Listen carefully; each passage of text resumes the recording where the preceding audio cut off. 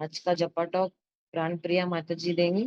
प्राण प्रिया माता जी, आप स्टार्ट कर सकती हरे कृष्णा माता जी। हैं। हरे कृष्ण। ओम अज्ञानतिमिरान्धस्य ज्ञानाञ्जनशलाकया चक्षुरुन्मीलितं येन तस्मै श्रीगुरुवे नमः। नमो ओम विष्णुपादाय कृष्णपृष्ठाय भूतले श्रीमते भक्तिवेदान्त स्वामीति नामिने। नमस्ते सरस्वती देवे गौरवाणी प्रचारिणे निर्विशेष शून्यवादी पाश्चात्य नमो ओम विष्णुपादाय कृष्णपृष्ठाय भूतले श्रीमते जयपताका स्वामी इति नामिने। नमो आचार्यपदाय निताय गौर कथा धामदाय नगर ग्राम तारिणे। शिला प्रभुपाद की जय। गुरु महाराज की जय। हर ग्रेस रेवती रम्या माता जी की जय। सभी वैष्णव भक्तों की जय। हरे कृष्णा। आज का श्लोक है 4.9 चैप्टर 4 दिव्य ज्ञान श्लोका 9। श्लोका 9। जन्म कर्म च मे दिव्यम एवं यो वेति तत्त्वतः त्वक्ततेऽहं पुनर्जन्म नैति मामेति सो अर्जुन। तात्पर्य शिला प्रभुपाद द्वारा। शिला प्रभुपाद की जय। हे अर्जुन, जो मेरे आविर्भाव तथा कर्मों की दिव्य प्रकृति को जानता है वह इस शरीर को छोड़ने पर इस भौतिक संसार में पुनः जन्म नहीं लेता, अपितु मेरे सनातन धर्म को प्राप्त होता है। तो ये जो चैप्टर है दिव्य ज्ञान या ट्रांसेंडेंटल नॉलेज, इसमें 3 इंपॉर्टेंट विषयों के बारे में चर्चा हुई है। सबसे पहला है भगवान कौन है और हम कौन हैं। फिर सेकंड पॉइंट है भगवान के ऑप्युलेंसेस और भगवान के अलग अलग अवतारों और शक्तियों का ज्ञान होना। और थर्ड पॉइंट है हमारे और भगवान के बीच का क्या संबंध है उसे जानना। तो इस श्लोक में भगवान कहते हैं कि जो व्यक्ति उनके जन्म और कर्म का जन्म और दिव्य कर्मों के रहस्यों को वास्तव में समझ लेता है और मृत्यु के बाद पुनः जन्म नहीं लेता, बल्कि सीधे उनके दिव्य धाम मोक्ष को प्राप्त होता है। इस श्लोक में भगवान की माया से परे होने और उनके दिव्य अवतरण की समझ के बारे में हमें पता चलता है। तो सबसे पहले जो है जन्म कर्म च मे दिव्यम, इसका इसका मतलब है भगवान का जो जन्म और कर्म दोनों ही दिव्य हैं। भगवान स्पष्ट कहते हैं कि उनका जन्म साधारण मनुष्य जैसा नहीं होता। वे अपनी योग माया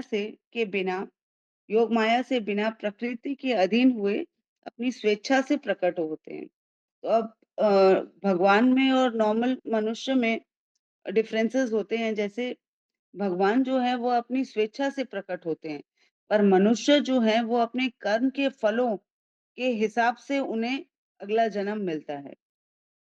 अब भगवान जो है वो सच्चिदानंद आध्यात्मिक रूप में प्रकट होते हैं और मनुष्य जो है वो कर्म बंधन में फंसता है और उसे एक भौतिक शरीर मिलता है। और तीसरा है कि भगवान को पूर्व जन्म की सारी बातों का ज्ञान होता है, उन्हें सब कुछ याद रहता है। पर मनुष्य जो है उन्हें जो जन्म वो पूर्व जन्म का उन्हें कोई ज्ञान नहीं होता है। उसके बाद एवं यो वेति तत्वतः, इसका मतलब है तत्वतः का मतलब है वास्तविक ज्ञान।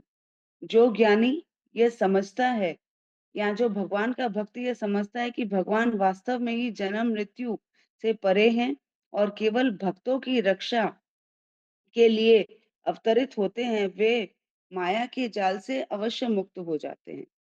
तो भगवान श्लोका नंबर 4.7 और 4.8 में ये बताते हैं। श्लोका 4.7 है यदा यदा ही धर्मस्य ग्लानिर्भवति भारत अभ्युत्थानम अधर्मस्य तदात्मानं सृजाम्यहम्।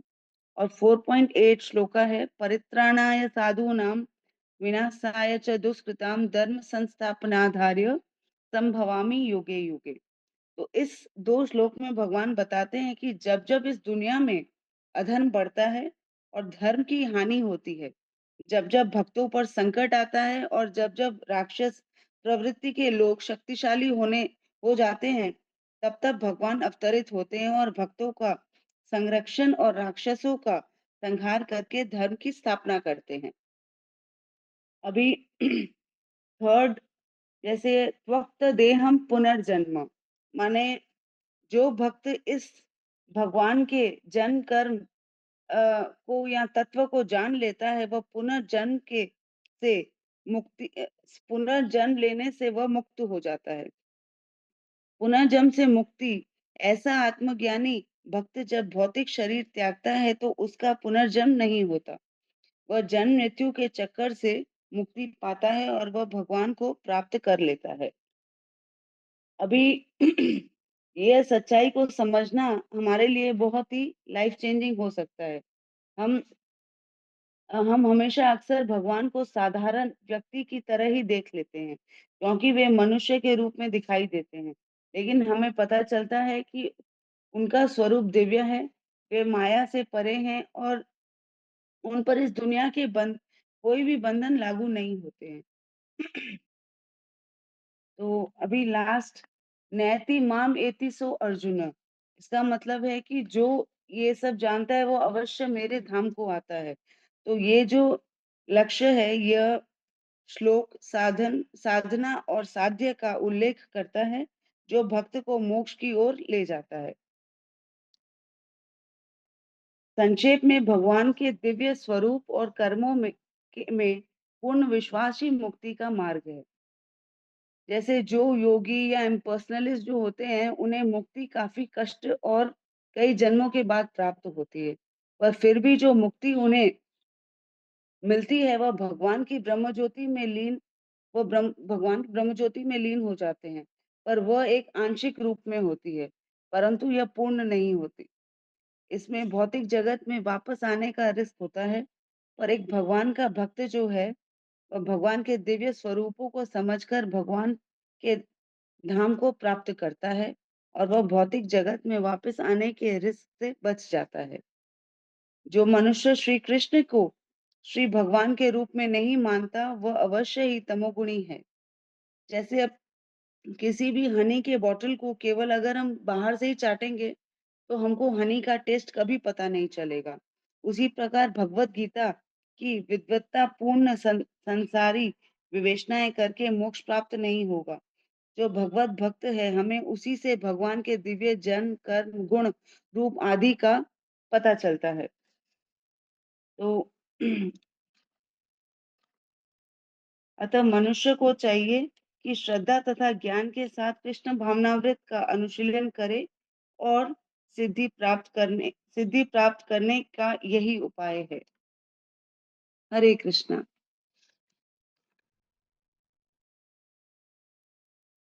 हरे कृष्णा हरे माता जी। कृष्णा, श्री प्रभुपाद की जय।